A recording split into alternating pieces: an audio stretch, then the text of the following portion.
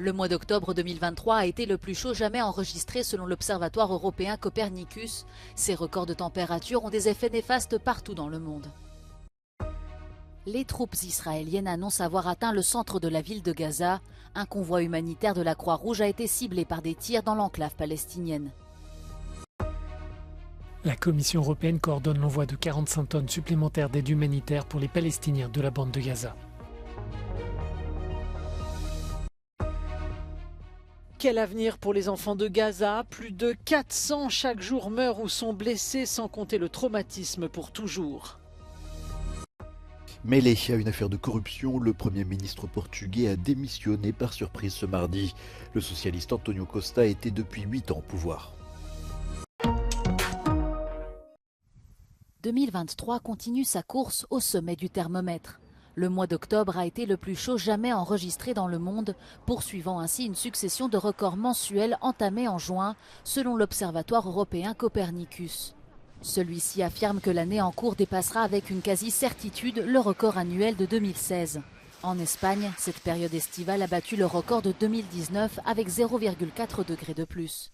Malgré de fortes intempéries, certaines régions d'Europe ont connu des températures élevées et même des feux de forêt. Les impacts réels du changement climatique se font déjà sentir, comme en Italie, où la baisse de la production d'huile d'olive est l'une des conséquences les plus visibles. Un nouveau rapport de l'ONU révèle que dans les années à venir, les principaux pays producteurs de pétrole, de gaz et de charbon prévoient d'extraire plus du double de la quantité de combustibles fossiles recommandée par l'accord de Paris. L'accord de 2015 vise pourtant à maintenir la hausse de la température mondiale en dessous de 1,5 degré Celsius.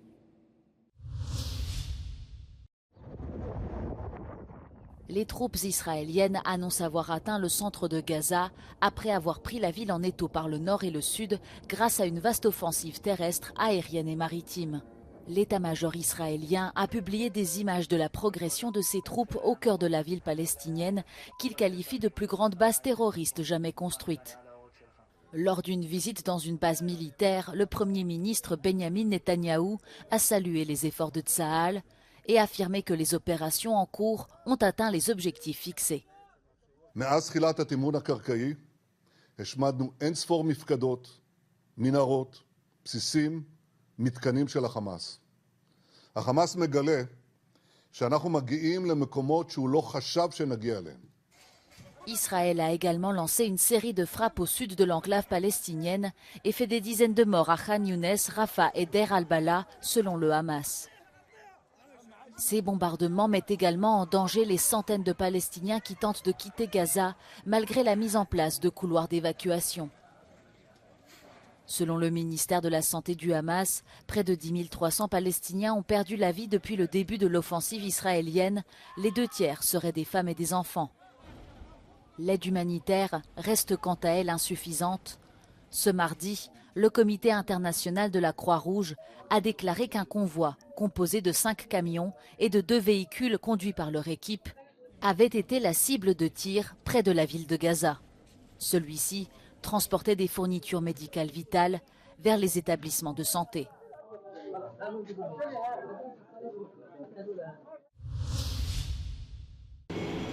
Dans l'attente d'une éventuelle pause des opérations militaires dans la bande de Gaza, la Commission européenne coordonne l'envoi de 45 tonnes supplémentaires de médicaments et de denrées alimentaires.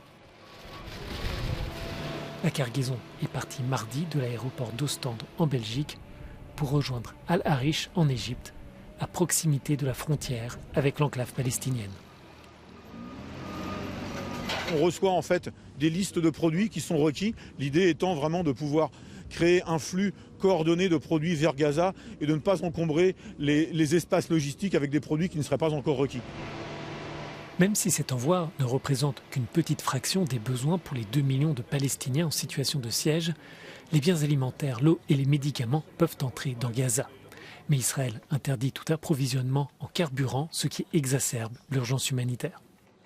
Fuel is needed in order to power generators, to run hospitals, to operate the water pumps and desalination plants, to run bakeries, and not least to enable humanitarian workers to move around and provide the supplies to people who need it. So this is the picture. We will continue to work on the improving of access. We'll continue to impress on all the parties to introduce the necessary arrangements. You call it humanitarian windows, pauses or ceasefires. Le Conseil de sécurité des Nations Unies n'est pas parvenu lundi à s'entendre sur une résolution afin de suspendre les opérations militaires. Les États-Unis appellent à des pauses humanitaires quand d'autres pays réclament un cessez-le-feu humanitaire. Les agences de l'ONU et les ONG demandent d'ouvrir les frontières du côté israélien car en l'état actuel, l'aide ne parvient pas jusqu'au nord de la bande de Gaza. They need access to humanitarian assistance as much as in the south. And with a blockade on fuel, this is a major challenge of whether or not the trucks can move from the south to the north. This is why unhindered, continuous flow of assistance is the most critical here, because we're not talking about just past the border, we're talking all the way through Gaza. En tout, 8 vols humanitaires ont eu lieu au cours des dernières semaines pour aider les Palestiniens de Gaza. 320 tonnes de fournitures ont ainsi pu être transportées et marquent aussi la fin d'une première phase de l'aide d'urgence. Des vols supplémentaires sont en préparation. Ils devraient avoir lieu dans les prochaines semaines, selon le commissaire européen.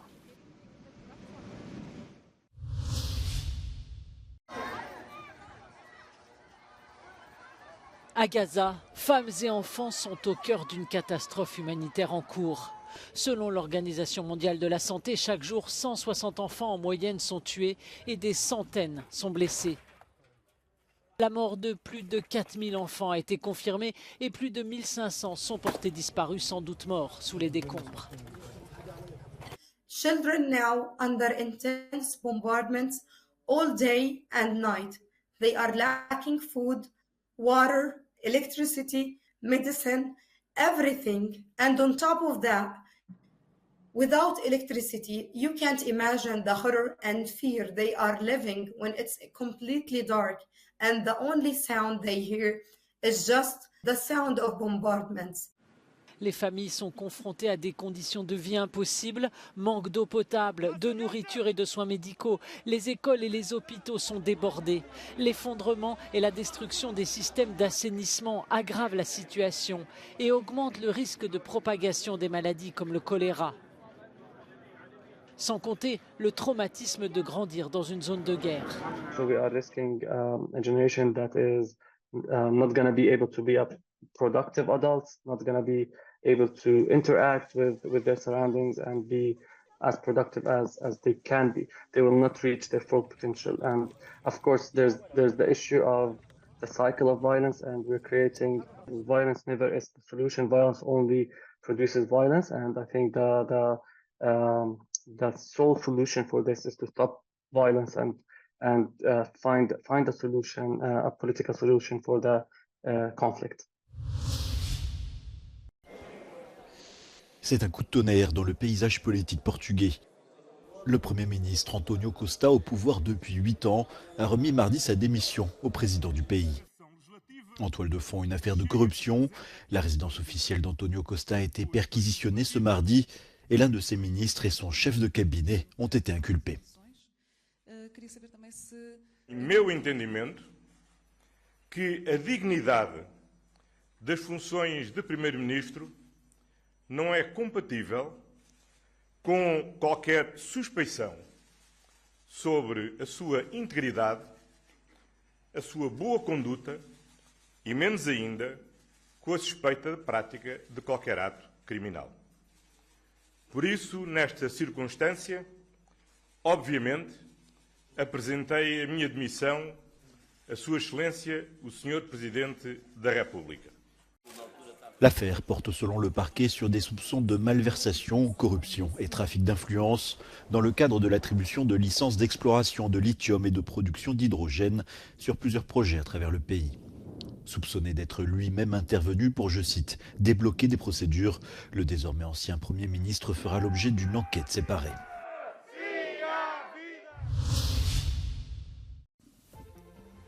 Quel sera le meilleur film européen de l'année? La liste des nominés vient d'être annoncée et le verdict tombera de Berlin le 9 décembre à l'occasion d'une grande cérémonie organisée par la European Film Academy, qui succédera donc à Sans filtre de Ruben Östlund qui avait tout raflé l'an dernier. Cette année, la compétition est très relevée sans favoris et donc de nombreux vainqueurs potentiels. L'un des sérieux prétendants est Anatomie d'une chute, de la française Justine Triet, Palme d'Or à Cannes. Un film envoûtant qui dissèque la vie d'un couple après la chute mortelle du conjoint. Un film très européen où l'on parle anglais et français avec l'actrice allemande Sandra Hüller, nominée dans la catégorie meilleure actrice. The Zone of Interest est aussi l'un des films les plus marquants de l'année 2023. Glaçant et chirurgical, le film dissèque la vie de famille du chef de camp d'Auschwitz, une vie normale alors que nous sommes aux portes de l'enfer. Le film montre une abominable normalité, la banalité du mal absolu. Sandra Hüller est également nominée pour ce film dans la catégorie meilleure actrice.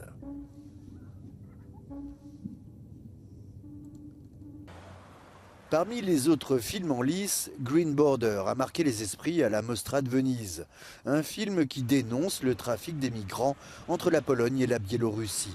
Le film d'Agnieszka Holland a été attaqué avec haine par les conservateurs polonais. Les feuilles d'automne du Finlandais Aki Kaurismäki est aussi en compétition, une comédie dramatique et poétique. Enfin, le film de Matteo Garonne, Moi Capitaine, sera aussi sur les rangs dans les catégories meilleur film et meilleur réalisateur, l'histoire édifiante de deux jeunes garçons sénégalais qui vont franchir les déserts et les mers.